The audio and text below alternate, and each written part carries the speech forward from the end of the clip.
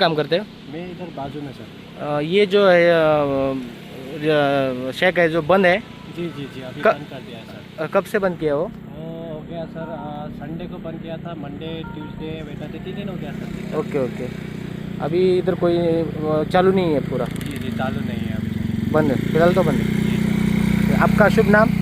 मेरा अश्विन। ओके, आप कहाँ से? मैं West Bengal. Okay, thank you.